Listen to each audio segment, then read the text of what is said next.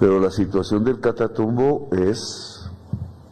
enseña en lo que va. Uno aprende también de los fracasos. Y allí hay un fracaso de la nación. Pues lo voy a tratar de decir con palabras que siguen siendo hipotéticas porque no tenemos toda la información. Pero ¿cómo el ELN se desplaza de Arauca a norte de Santander? En una cantidad de hombres, pues todavía no lo sabemos, pero tiene que ser abultada.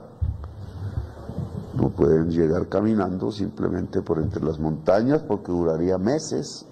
Esa es una probabilidad. Escondiéndose en la trocha para no ser vistos. En general eso se puede hacer con pocas unidades. Pero en un volumen mucho más grande, algún tipo de información debimos tener. Y no la tuvimos. ¿Por dónde caminaron? ¿O anduvieron? ¿O se transportaron? Esa es una pregunta a hacerse. Como podríamos hacernos muchas otras.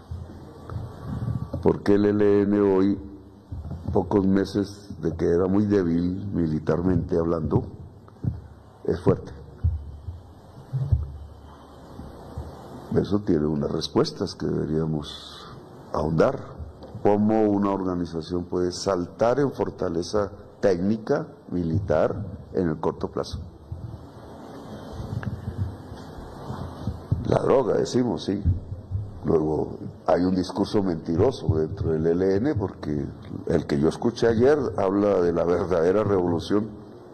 Dice a alguien, que no sé el nombre, ¿cómo puede haber una verdadera revolución traqueteando? Moralmente es imposible, eso no se puede. Una revolución no se hace con dinero, o con mucho dinero. Cuando el dinero copa el espacio del valor humano, de la necesidad humana de un cambio, pues eso no es una revolución, eso es simplemente una actividad codiciosa.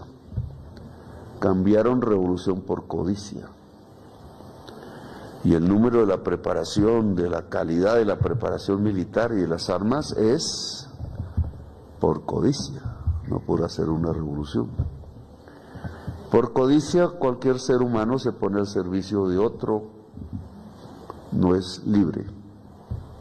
No quiero explicarles, pero en general, los revolucionarios que existen, un Bolívar en nuestro campo, habría muchos, el sacerdote Camilo Torres Restrepo, para ponerlo más encajado en la historia de quienes han actuado en estos días, un Jesús, independientemente de la creencia religiosa, son seres libres.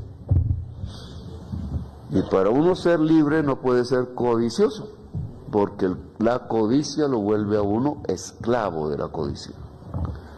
Y entonces, pues es imposible revolución y codicia. Cuando la codicia se apropia de la revolución se acaba. Y creo que estamos viendo viejos revolucionarios que se volvieron lo contrario. Y estén armados o no, el arma en una revolución puede degradar la revolución. Ha habido muchas revoluciones con armas, pero en general son complementarias desde el pueblo. Es el pueblo el que hace una revolución. La toma de la Bastilla, incluso el Palacio del Zar en la historia, o en nuestro caso el Cabildo Abierto del 20 de julio. Esos son revoluciones. Pero no está el arma por delante, está el discurso y la voluntad del cambio del pueblo. Podríamos llegar a la tesis de que no debe tenerlas. Gandhi hizo eso, puso eso sobre el tapete. Pero lo que estamos viendo entonces es un cuerpo armado dominado por la codicia, alejado de su discurso fundacional, alejado de sus fundadores, como el padre Camilo Torres Restrepo, y en otra fase completamente diferente en la que no nos podemos equivocar. Están al servicio de otra cosa, no solo de su codicia personal, que los hace matar para eliminar lo que creen ellos son los obstáculos para su codicia pueden ser otros codiciosos, indudablemente, porque lo que hemos visto es guerra entre ese tipo de grupos. La mayor parte de los muertos sale de ahí. Veíamos unas declaraciones que dio ayer el presidente Gustavo Petro, en el que hacía un mea culpa, donde hablaba de que esto es un fallo institucional histórico, que no solo ha tenido su gobierno, también hablaba de cómo el ELN se ha fortalecido en los últimos meses, algo que él nos explicaba y que muchos, pues, como usted lo dijo, lo argumentan con la paz total. Pero yo quisiera preguntarle, pues, teniendo ese panorama y ese mea culpa que hace el presidente, pues, ¿en qué momento? ¿Cómo quedan las negociaciones y uno qué puede esperar del futuro? Si pues uno dice como siempre hay que apostar a la paz, pero ¿realmente es el momento para seguir apostando a la paz o debemos estar como en un sistema de tener al ELN y a los grupos armados totalmente sometidos para que ellos pues lleguen a esas mesas de negociación? Bueno, entonces, yo le respondería de dos formas y ya me toca retirarme que tengo otro compromiso, pero mire, le voy a responder esto. Uno, yo creo que el proceso de paz con el ELN ya está muerto. Ya no hay cómo reconstruirlo. Y si hubiese cómo reconstruirlo, ya el tiempo no alcanza por el tema del calendario electoral. Tampoco se va a romper del todo. Nadie va a decir, me levanto de la mesa y adiós. Nadie va a cargar con una cruz de romper un proceso de paz. Pero esto va a quedar así, como agónico. Como cuidados intensivos, nadie va a volver a retomarlo y va a quedar suspendido. Y va a ser un problema muy delicado,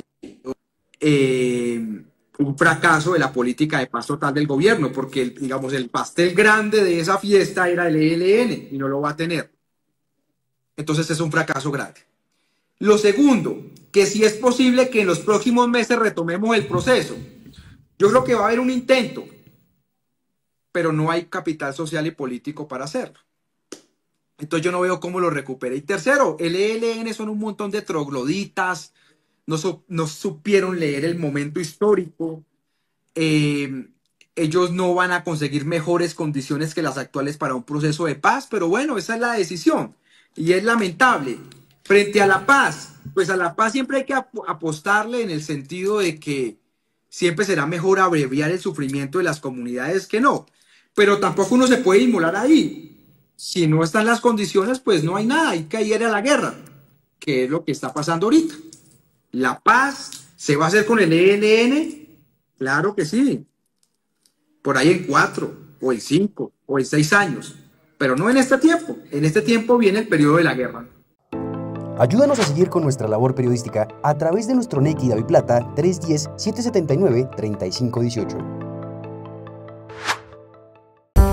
Se está evaluando es que más adelante sí sea para todos. Lo que necesita el país. Pedí que me sacaran de allá. Un agradecimiento a todos por su sintonía aquí en el tercer canal. Métase en la mente de un delincuente, de un ladrón. A una nueva entrega de periodismo sin corrección. Pasión todo locura y estamos muy contentos. De las calles del sur. Digo, la señora, ¿me da un expreso, por favor?